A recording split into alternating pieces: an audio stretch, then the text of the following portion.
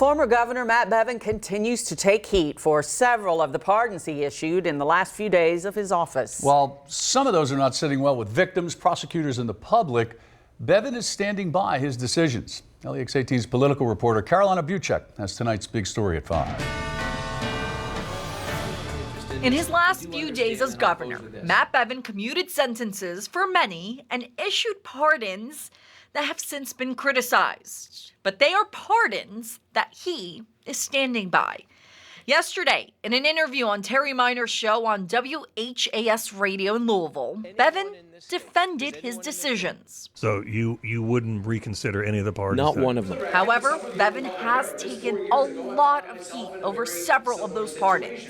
One of them is the case of Patrick Baker, who was convicted of murder in 2014.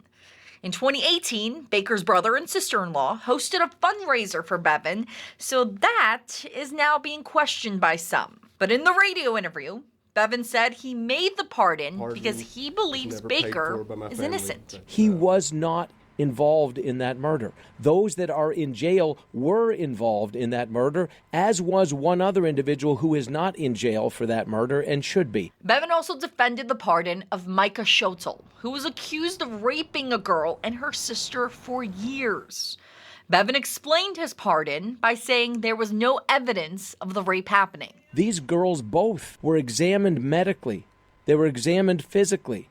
There was zero evidence. Zero. Both their hymens were intact. This is perhaps more specific than people would want, but trust me, if you have been repeatedly sexually violated as a small child by an adult, there are going to be repercussions of that physically and medically. There was zero evidence of that. Some medical experts, however, disagree with that logic. Studies, like this one, show that not all victims of rape show those physical signs. Quote, in survey of rape cases, only 2.1% of subjects examined had lesions consistent with abuse.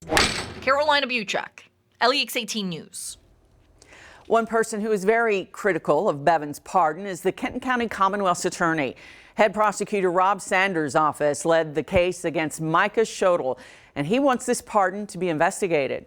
Sanders says he's upset about this pardon because it gives others convicted of rape the ability to act as if the crimes never happened.